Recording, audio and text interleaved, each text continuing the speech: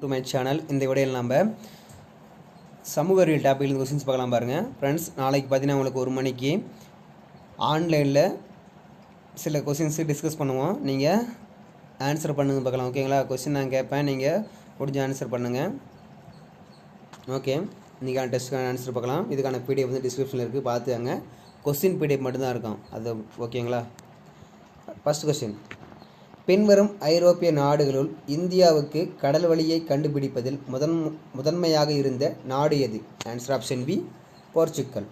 அடுத்து 2வது கொஸ்டின்: பின்வரும் ஐரோப்பிய நாட்டினருள் வியாபாரத்திற்காக இந்தியாவிற்கு வருகை புரிந்த கடைசி ஐரோப்பிய நாட்டினர் யார்? ஆன்சர் ஆப்ஷன் பி, பிரெஞ்சுக்காரர்கள். அடுத்து 3வது கொஸ்டின்: கிபி 1673 பீஜப்பூரின் ஆட்சியாளராக இருந்தவர் யார்? ஆன்சர் ஆப்ஷன் பி, ஷெர்கான் லோடி. அடுத்து 4வது கொஸ்டின்: பிரெஞ்சு கிழக்கிந்திய நிறுவனம் டேஸ் என்பவரால் நிறுவப்பட்டது? Answer option A, Colbert. அடுத்து 5வது கொஸ்டின்: நவீன இந்தியாவின் முதல் நாணயம் வெளியிடப்பட்ட ஆண்டு எப்போது? ஆன்சர் ஆப்ஷன் பி, 1862ஆம் ஆண்டு.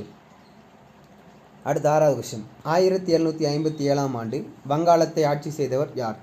Answer option B, Sirajud Daula.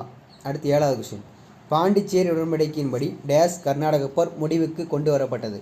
Answer option B, 2ஆம் கர்நாடக போர். அடுத்து 8வது கொஸ்டின்: ஐதர் அலி மைசூர் அரியணை ஏறிய ஆண்டு எப்போது? ஆன்சர் ஆப்ஷன் பி, 1761ஆம் ஆண்டு. அடுத்து 9வது கொஸ்டின்: இந்தியாவின் தேசிய ஆவண காப்பகம் NAI டேஸில் அமைந்துள்ளது? ஆன்சர் ஆப்ஷன் சி, புதுடெல்லி.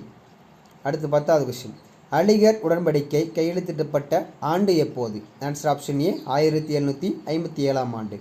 அடுத்து 11வது கொஸ்டின்: ஜாகிர்தாரி, மல்குஜாரி, பிஸ்பேதாரி போன்ற பல்வேறு பெயர்களால் அழைக்கப்படும் நிலவரி முறை எது? ஆன்சர் ஆப்ஷன் சி, ஜமீன்தாரி முறை. அடுத்து 12வது கொஸ்டின்: மங்களூர் உடன்படிக்கை இவர்களுக்கிடையே கையெழுத்தானது? ஆன்சர் ஆப்ஷன் சி, ஆங்கிலேயர் மற்றும் திப்பு சுல்தான். அடுத்து 13வது கொஸ்டின்: சிவில் சர்வீஸ் என்ற வார்த்தையை முதலில் பயன்படுத்தியது யார்?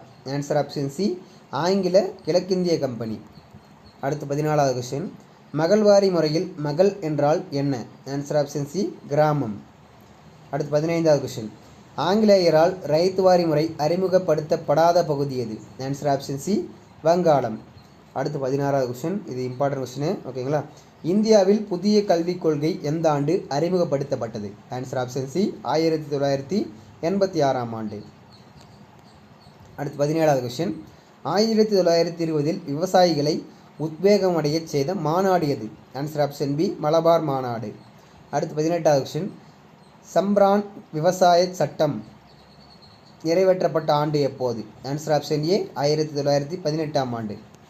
அடுத்து 19வது கொஸ்டின்: கீழ்கண்டவைகளுள் தீரன் சின்னமலையோடு தொடர்புடைய பகுதி எது? Answer option D, Odanilai. அடுத்து 20வது கொஸ்டின்: ராணி லட்சுமிபாய் எப்பகுதியில் ஏற்பட்ட புரட்சியை வழிநடத்தினார்? ஆன்சர் ஆப்ஷன் ஏ, மத்திய இந்தியா. அடுத்து 21வது கொஸ்டின்: வேதம் என்ற சொல் டேஸிலிருந்து வந்தது? ஆன்சர் ஆப்ஷன் ஏ, சமஸ்கிருதம். அடுத்து 22வது கொஸ்டின்: அசாம் தேயிலை நிறுவனம் தோற்றுவிக்கப்பட்ட ஆண்டு எப்போது? ஆன்சர் ஆப்ஷன் சி, 1839ஆம் ஆண்டு.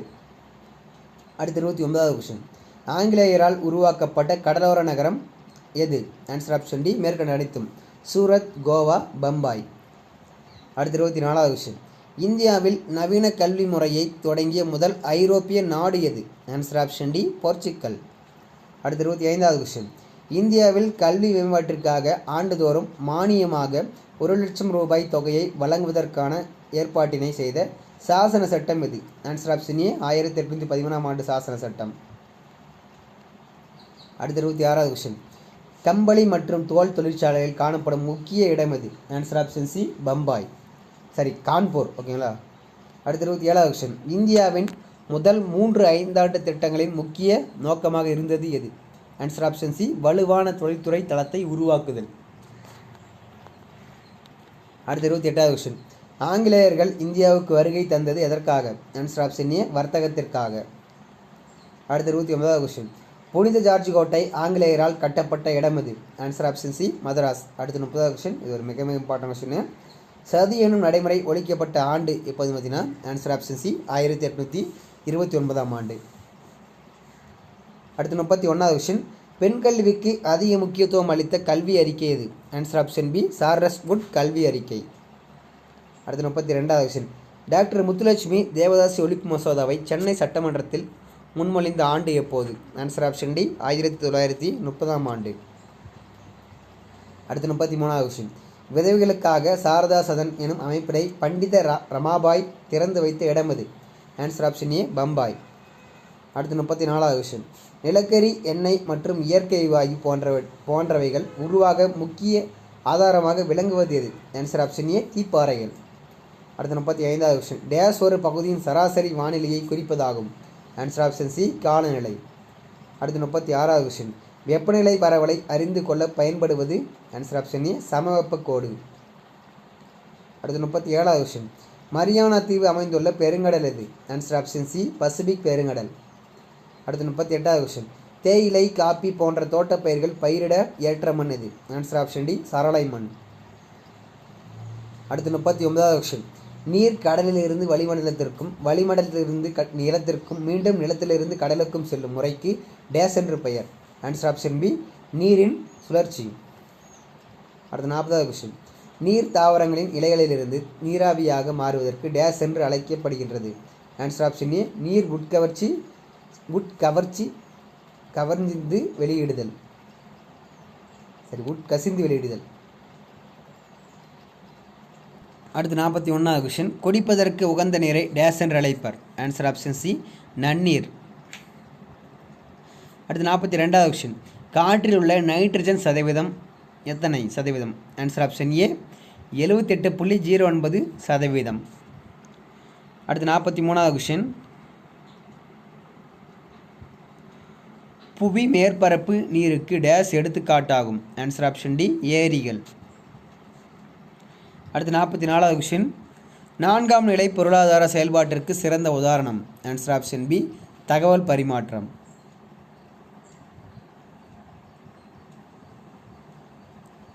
அடுத்து 45வது கொஸ்டின்.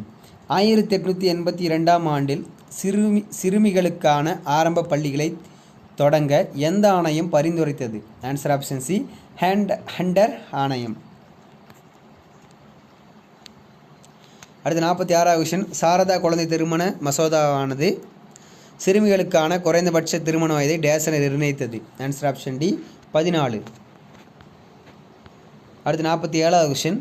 வேளாண் சார்ந்த தொழில்களில் ஒன்று? ஆன்சர் ஆப்ஷன் ஏ சர்க்கரை ஆலை.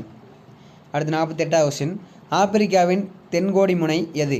ஆன்சர் ஆப்ஷன் பி அகுல்காஸ் முனை. அடுத்து 49வது கொஸ்டின். கடகரேகை, புவிநடுக்கோடு மற்றும் மகர ரேகை போன்ற முக்கிய அச்சங்கள் கடந்து செல்லும் ஒரே கண்டம்? ஆன்சர் ஆப்ஷன் பி ஆப்பிரிக்கா கண்டம். அடுத்து 50வது கொஸ்டின். ஆஸ்திரேலியாவின் மிகப்பெரிய பாலைவனம் எது? ஆன்சர் ஆப்ஷன் டி பெரிய விக்டோரியா பாலைவனம்.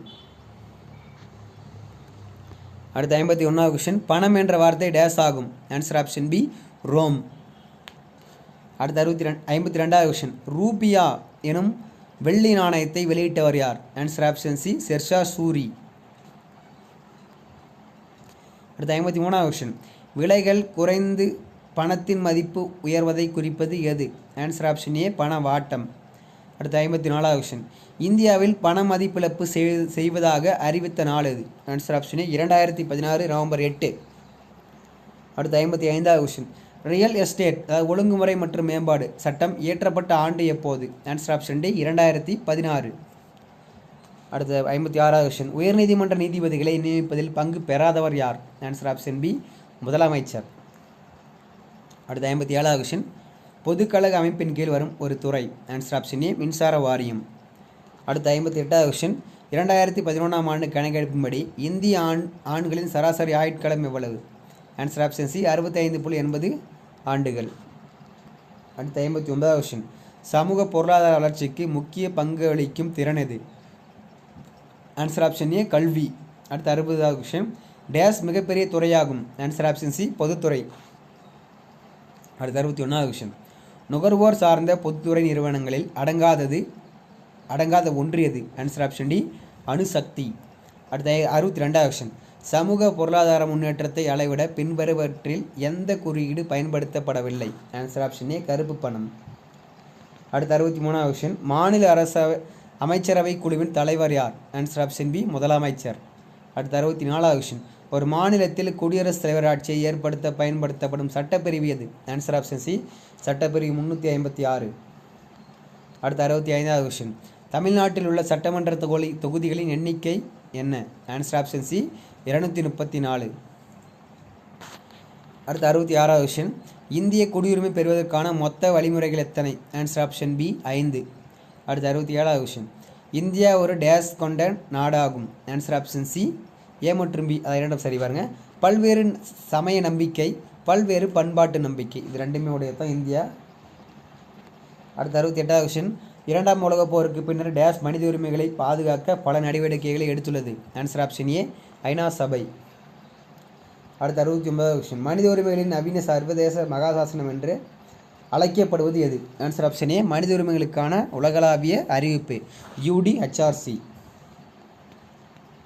அடுத்து 70வது கொஸ்டின், தேசிய மனித உரிமைகள் ஆணையத்தின் தலைவராக நியமிக்கப்படுபவர் யார்?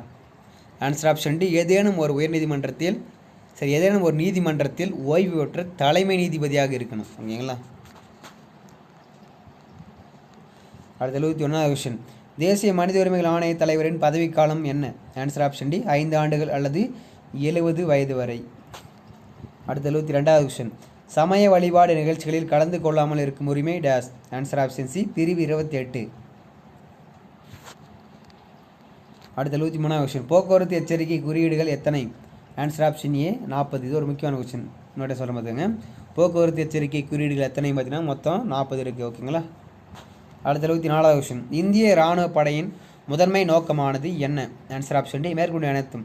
தேசிய பாதுகாப்பு, தேசிய ஒற்றுமை, அந்நிய ஆக்கிரமிப்பு, நாட்டை காத்தல், இது மூணுமே சொல்லலாம். அடுத்து 75வது கொஸ்டின், இந்தியாவின் தென்மேற்கில் அமைந்துள்ள தீவு எது? ஆன்சர் ஆப்ஷன் சி மாலத்தீவு. அடுத்து 76வது கொஸ்டின், பின்வரும் எந்த மாநிலம், யூனியன் பிரதேசம் ஒரு பொதுவானது? Answer option C Punjab, Haryana மற்றும் சண்டிகர். அடுத்து 77வது கொஸ்டின், பைகா இ பெரோஸ் ஷாகி என அழைக்கப்பட்ட சட்டம் எந்த மொழியில் எழுதப்பட்டிருந்தது? ஆன்சர் ஆப்ஷன் பி அரபு மொழி.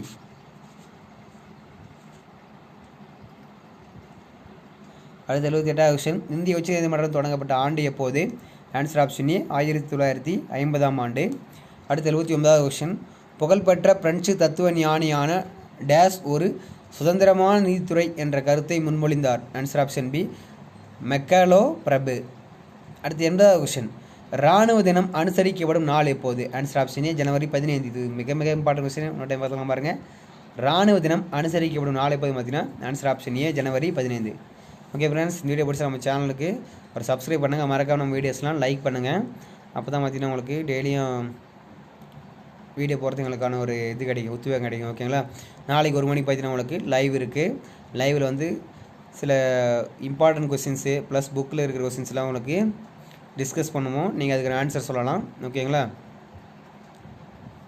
Okay, welcome.